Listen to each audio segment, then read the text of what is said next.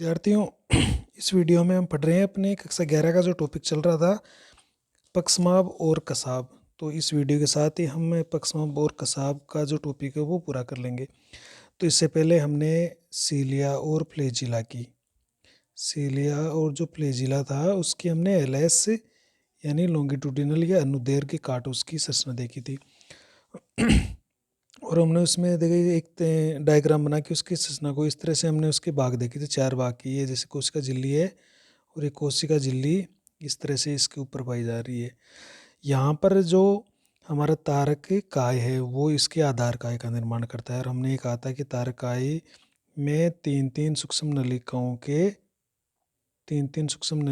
के 9 जोड़े पाए जाते हैं इस तरह से। तो ये जैसे आधार काय है और बीच में इसके हब होता है और वो हब से प्रोटीन के फाइबर जुड़े रहते हैं। तो इस तरह से हमने कहा था कि इसमें 3 तरह की सूक्ष्म नलिकाएं पाई जा रही है, ए बी और सी, यानी ए बी और सी। तो ये हमने इसको आधार काय कहा था, आधार काय। तो ये कोशिका द्रव्य में पाया जा रहा है। ये जैसे जो कोशिका झिल्ली है उसके पास बिल्कुल उससे सटकर जब ये सूक्ष्म नलिकाएं हैं वो कोशिका झिल्ली के पास पहुंच जाती है, तो जो सी सूक्ष्म नलिका है वो वहीं रुक जाती है और बाकी जो दो सूक्ष्म नलिकाएं हैं वो ऊपर की ओर वृद्धि करती है, ऊपर की ओर पहुंचती है, यानी ए और बी ऊपर की तरफ पहुंचती है। तो ये 2 सूक्ष्म नलिकाएं ऊपर की ओर चली गई, इसमें भी इस तरह से ये दोनों सूक्ष्म नलिकाएं ऊपर की तरफ चली गई। अब यहाँ पर है ना, जो जहाँ पर कोशिका झिल्ली उसके बिल्कुल सटा कर, तो वहाँ पर बीचों बीच 2 सूक्ष्म नलिकाओं का निर्माण अलग अलग और हो जाता है। तो इस प्रकार हम कहते हैं कि यहाँ पर जो तारका है उसकी सी सूक्ष्म नलिका खत्म हो गई और बाकी 2 बीच के अंदर सूक्ष्म नलिकाएं नई बन गई है। तो इस भाग को कहेंगे अपन आधारी प्लेट। तो आधारी प्लेट से नई सूक्ष्म नलिकाएं दो बीच में 2 नई सूक्ष्म नलिकाएं और बन जाती है। इस तरह से 2 सूक्ष्म नलिकाएं अलग अलग, यानी 2 तंतु तो ये हो गए और बाकी 9 तंतु इसके चारों ओर। तो 2 तो बीच में और इसके चारों ओर 9 तंतु मिलकर हमारे सीलियर फ्लेजे का निर्माण करते हैं। तो ये तो देखो, ये तो द्विक है, यानी 2 जोड़े हैं। तो इस कारण हम इसको तुम क्या कहेंगे, सूक्ष्म नलिका के एक एक जोड़े में 2 सूक्ष्म नलिकाएं आपस में जुड़ी हुई है, तो इसको तो अपन कहेंगे द्विक या डबलेट। और बीच में एक एक होती है जो कि अलग अलग होती है, इसलिए उनको सिंगलेट, माइक्रोटूबल या सूक्ष्म नलिका कहेंगे। अब इसके ऊपर देखो ये कोशिका झिल्ली का आवरण से ढका है। तो अब अगर हम इसको इस तरह से काटेंगे, देखो इसका एक टीएस काटेंगे गोल, तो गोल कटेगा। तो गोल में क्या क्या नजर आएगा, एक तो इसकी कोशिका झिल्ली या आपको जो कोशिका झिल्ली का आवरण है ये दिखेगा। और देखो 2 सूक्ष्म नलिकाओं के 9 समूह है इस तरह से, इस 3 4 5 6 7 8 और 9 सूक्ष्म नलिकाओं के इस तरह से चारों ओर आपको ये दिखेगी। और बीच में जो ये नई सूक्ष्म नलिकाएं बन रही है 2, ये और इसके अंदर पाई जाएगी, जो दोनों अलग अलग होगी। देखो इसमें तो दोनों जुड़ी हुई है, ये दोनों अलग अलग होगी और एक आवरण द्वारा घिरी हुई रहती है। तो इस तरह से ये हमें इस तरह से दिखाई देगा। तो इसमें हमें क्या क्या दिखाई देगा, देखो ये तो दिखाई देगा हमें कोशिका झिल्ली का आवरण, जो कोशिका झिल्ली का आवरण है वो दिखाई देगा। और बीच का जो ये पोर्शन दिख रहा है तंतुनुमा, देखो ये लंबे लंबे तंतु, ये 9 तंतु तो इस तरह से निकले रहते हैं और 2 तंतु बीच में से निकले रहते हैं।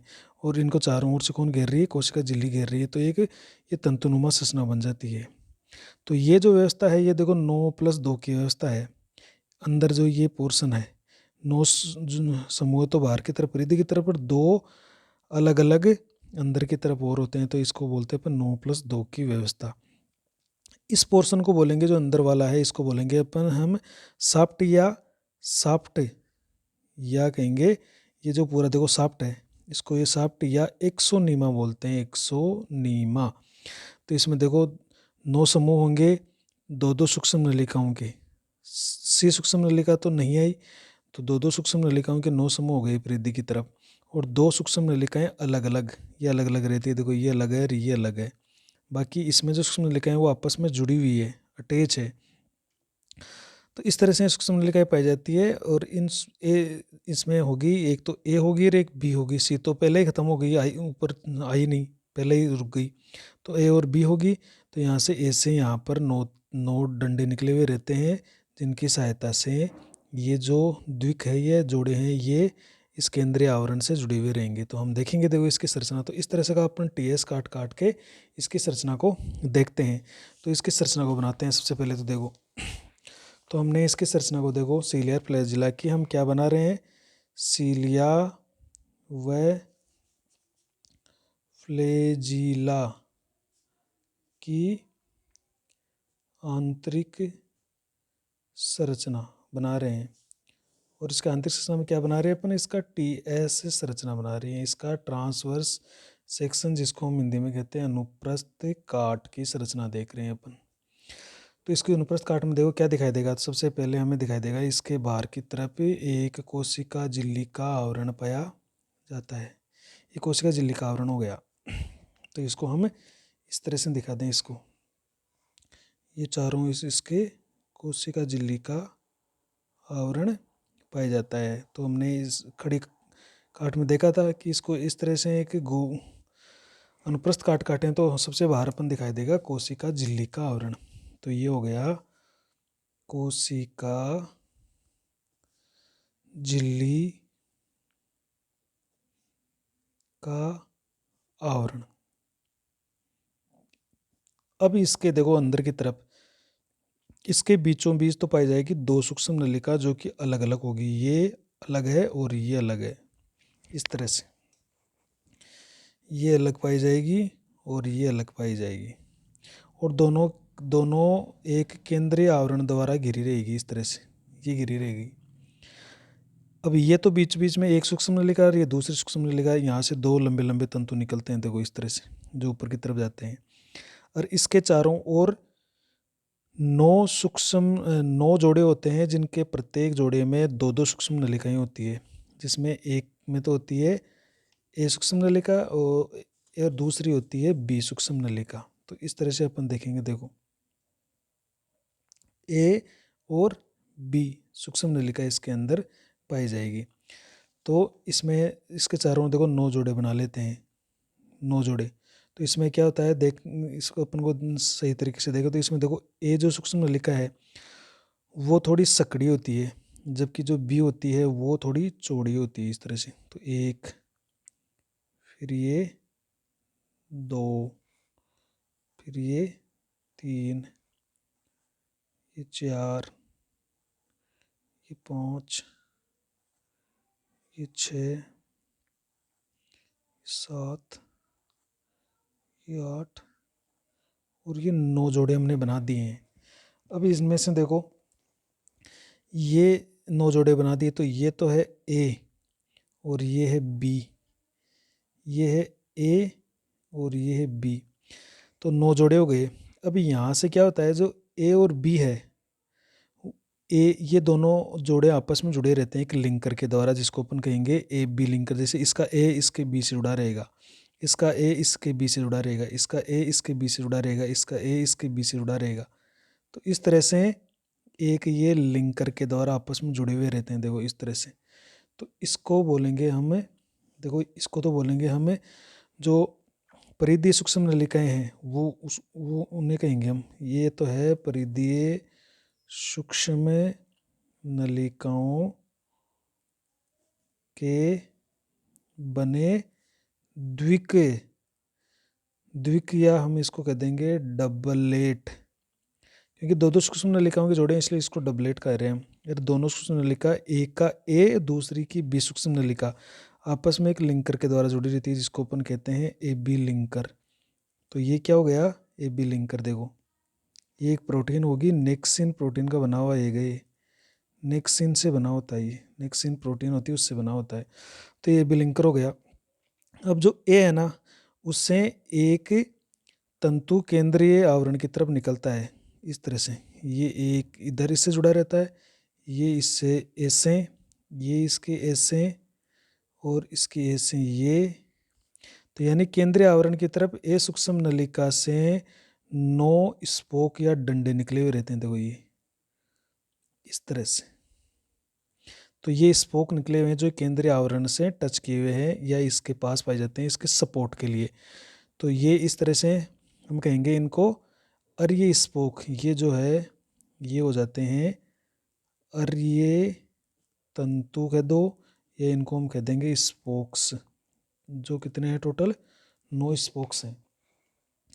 अब देखो जो ए सूक्ष्म नलिका है ना, इस ए सूक्ष्म नलिका से 2 तरह के तंतु निकले हुए रहते हैं, प्रोटीन से बने हुए 2 तरह के तंतु निकले होते हैं, जिनमें क्या होता है, एक बाहर की तरफ तो हुक के समान, बाहर की तरफ है वो है हुक के समान इस तरह से, और अंदर की तरफ एक सीधा होता है। तो देखो ए सूक्ष्म नलिका से इस तरह से ये निकले हुए रहते हैं, एक तो हुक के समान एक सीधा, एक हुक के समान एक सीधा, एक हुक के समान एक सीधा।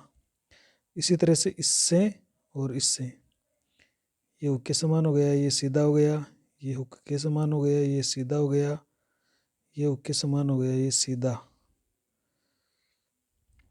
ये सीधा हो गया। तो इस तरह से ए सूक्ष्म नलिका से 2 तंतु निकले हुए रहते हैं, जिसमें एक तो हुक के समान होता है, दूसरा सीधा होता है, यानी सरल रेखा की तरह होता है। तो ये इसकी संरचना पाई जाती है। तो ये देखो, हम इनको तो द्विक बोल रहे हैं, और ये जो दोनों तंतु है, ये जो अपन कह रहे हैं कि 2 तंतु है, ये दोनों तंतु है वो डायनिन से बने हुए 2 तंतु होते हैं। देखो ये एक प्रोटीन होती है डायनिन, तो डायनिन प्रोटीन से बने तंतु होते हैं। ये भी लिंकर हो गया, ये एक सूक्ष्म बी सूक्ष्म ये रेस पे हो गए। अब ये बीच में देखो, ये बीच में जो पाया जा रहा है ये तो है केंद्रीय आवरण, केंद्रीय आवरण, और ये जो 2 सूक्ष्म नलिकाएं पाई जा रही है, ये पाई जा रही है केंद्रीय सूक्ष्म नलिकाएं, केंद्रीय सूक्ष्म नलिकाएं, जो कि 2 है, अलग अलग है। ये केंद्रीय सूक्ष्म नलिकाएं हो गई, ये केंद्रीय आवरण हो गया। केंद्रीय आवरण के चारों ओर 9 जोड़े सूक्ष्म नलिकाओं के और हो गए, इसमें एक में ए है और एक में बी है। एक जोड़ा की ए सूक्ष्म नलिका दूसरे जोड़े के बीच से जुड़ी रहती है, जिसको ए बी लिंकर कहते हैं। देखो ए से बी को जोड़ने वाला ए बी लिंकर, जो नेक्सिन प्रोटीन का बना हुआ है। ए सूक्ष्म नलिका है, उसमें 2 तंतु निकले रहते हैं, डायनिन प्रोटीन के बने हुए। देखो एक हुक के समान होता है, दूसरा सीधा होता है। ये सब इसके सपोर्ट के लिए होते हैं, ताकि ये ज़्यादा से ज़्यादा इसको सपोर्ट मिल सके। और ये हमारी कोशिका झिल्ली का आवरण हो गया। तो इस तरह से कोशिका झिल्ली का आवरण परिधीय सूक्ष्म नलिकाओं के बने 9 द्विक, जो कितने होते हैं, 9 होते हैं। ए बी लिंकर से दोनों जुड़े हुए हैं, और ये 9 स्पोक निकले हुए हैं, ये स्पोक जो कि केंद्रीय आवरण से जुड़े हुए होते हैं। तो ये हमारी TS of cilia and flagella, ये टीएस सेक्शन है हमारे सीलिया और फ्लेजिला का। तो अभी इसको देखो, इसको वर्णन कर लेते हैं, इसको पढ़ लेते हैं कि इसमें क्या क्या है। तो अब देखिए, अब इस व्यवस्था को क्या कहेंगे अपन, 9+2 कहेंगे, क्योंकि 9 जोड़े तो ये हो गए। अब जोड़े, ये जोड़े हैं आपस में जुड़े हुए, इसलिए इनको 9 ही मानेंगे। अगर अलग अलग होते तो अलग अलग मानते हैं अपन, लेकिन ये जुड़े हुए हैं इसलिए 9 तंतु तो ये बनते हैं देखो, और 2 तंतु ये बीच में आते हैं। तो 9 तंतु ये हो गए, 2 तंतु ये हो गए। तो इस अवस्था को हम क्या कहेंगे, 9+2 की व्यवस्था।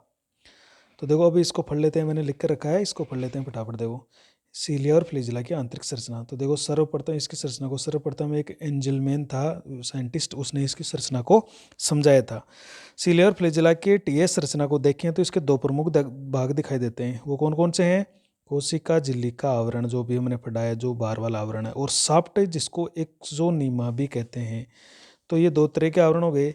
देखो हमने, एक तो ये जो इसका कोशिका झिल्ली का आवरण है, और ये दूसरा इसका जो साफ्ट है अंदर वाला। तो ये 2 तरह के पार्ट हो गए इसके। देखो साफ्ट कहेंगे इसको, या एक्सोनीमा। एक्सो का मतलब होता है बाहर निकला हुआ भाग, और नीमा का मतलब होता है एक तंतु धागे जैसा। तो ये देखो कोशिका झिल्ली से बाहर निकला हुआ भाग है, बाहर निकला का मतलब है एक्सो, और धागेनुमा तंतुनुमा जो होता है उसको बोलते हैं नीमा। तो इसका क्या नाम दे दिया, एक्सोनीमा कह दो, या इसको कह दो साफ्ट। देखो प्रत्येक साफ्ट या एक्सोनीमा में 9+2 की व्यवस्था पाई जाती है। 9 का मतलब है 9 तंतु बाहर की ओर होंगे, और 2 तंतु बीचों बीच पाए जाएंगे।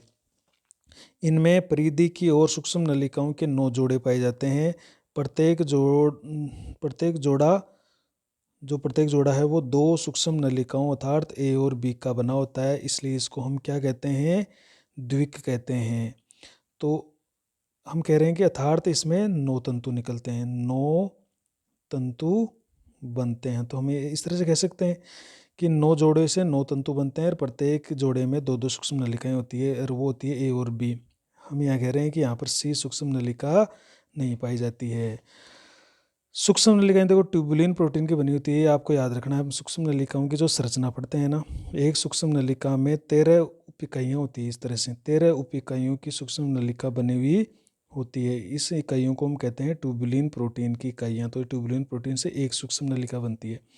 सभी सूक्ष्म नलिकाओं के जोड़े देखो आपस में किस जुड़े हुए हैं, ए बी लिंकर के द्वारा जुड़े होते हैं।